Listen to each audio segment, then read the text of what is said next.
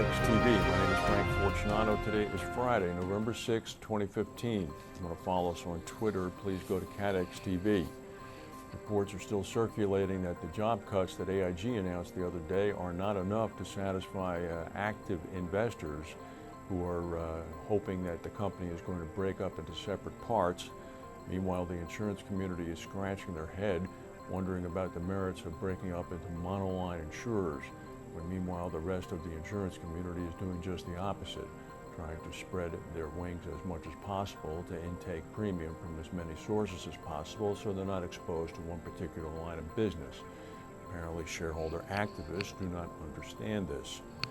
Meanwhile, the BBC in England is reporting that UK intelligence services believe that a bomb was placed in the hold of the doomed Metrojet plane, the Russian Airbus that crashed in the Sinai on Saturday.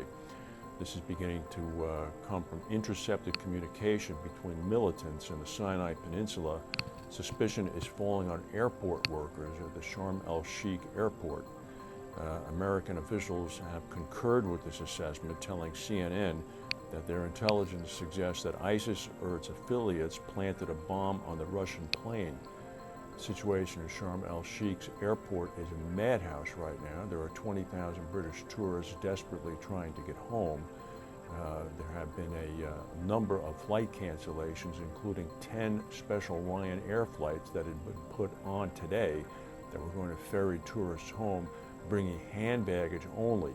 They were to leave their luggage that would be placed in the hold in Egypt. The Egyptian authorities, however, have canceled all of the Ryanair flights. So how those people are going to get home is not yet known.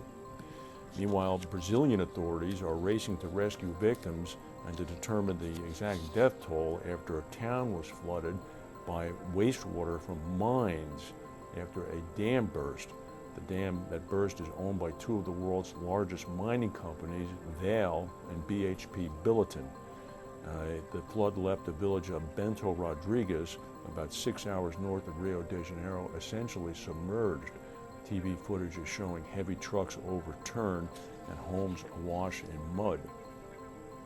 Jaguar Land Rover has fallen into the red as declining sales in China and the cost of writing off almost 6,000 cars damaged in the Tianjin port explosion last summer hit its results.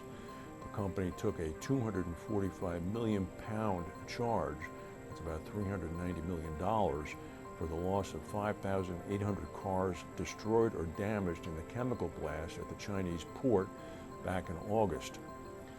A spokesman for a Pakistani rescue agency says hopes are starting to fade for finding more survivors in the rubble of a 4-story factory that collapsed this week in Lahore. At least 26 are known dead. The death toll could in fact double. Meanwhile, there was a rather large and noisy explosion at about 11:40 a.m. this morning in Stockholm, Sweden, the capital, right in the central part of the town. The street was blocked off.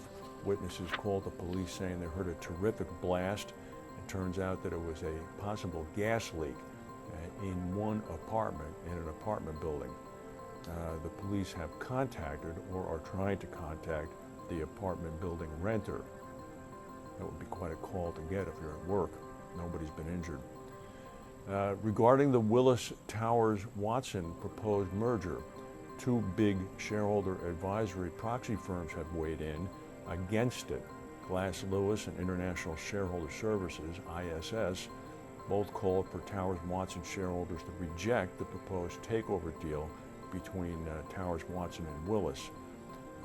One proxy firm, Egan-Jones, did recommend voting for the deal.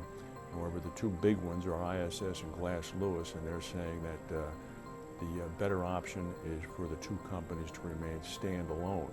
The vote is scheduled for November the 18th at 9:30 a.m. Eastern Time at the Pierre Hotel in New York City, right on Central Park. Willis, of course, made this acquisition to try to keep up with Marsh and Aon. That's the news for today. If we have any breaking news, we'll come back and tell you. Thank you for watching, and we'll see you tomorrow. Oh, we'll see you Monday.